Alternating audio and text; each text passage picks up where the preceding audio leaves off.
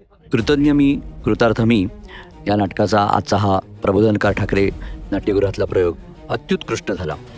सावरकर आपण खूप ऐकलेलं आहे, वाचलेलं आहे, परंतु आजचं जे सावरकर दर्शन होतं हे खरंच अलौकिक होतं.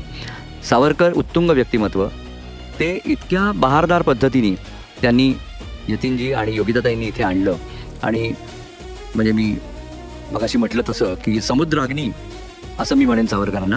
तर तो समुद्राग्नी क्रांती पर्वाच्या नंतर ते सावरकर ते हळूहळू शांत होत समाज जीवनात कसे पसरले, त्यांनी कसा विचार, आपला सगळा विचारांच्या लाटा ह्या विविध अंगी पद्धतीने त्या लोकांपर्यंत पोचल्या, त्या आज आमच्या मनापर्यंत पोचल्या.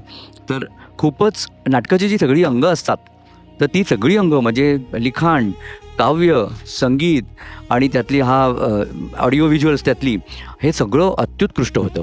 आणि सावरकरांचं समग्र जे जीवन आहे ते इथल्या ज्या ॲक्च्युअल व्हिडिओ आहेत त्या तेही इथे दाखवले गेले. आणि त्यामुळे अक्षरशः सावरकर आमच्या डोळ्यासमोर आता सगळं तो काळ सगळा उभा राहिला, काळ जिवंत झाला. आणि राष्ट्रासाठी करणाऱ्या कुटुंबाची कशी होळी होते, ती जी धग आहे ती आमच्या मनापर्यंत पोचली. आम्ही असंच राष्ट्रकारासाठी काही ना काहीतरी करत राहू अशी एक ऊर्जा आम्हाला या नाटकात मिळाली. यतीनजी आणि योगिताताई आणि ह्या सगळ्याच नाटक सादर करणाऱ्या मंडळींचे खूप खूप आभार.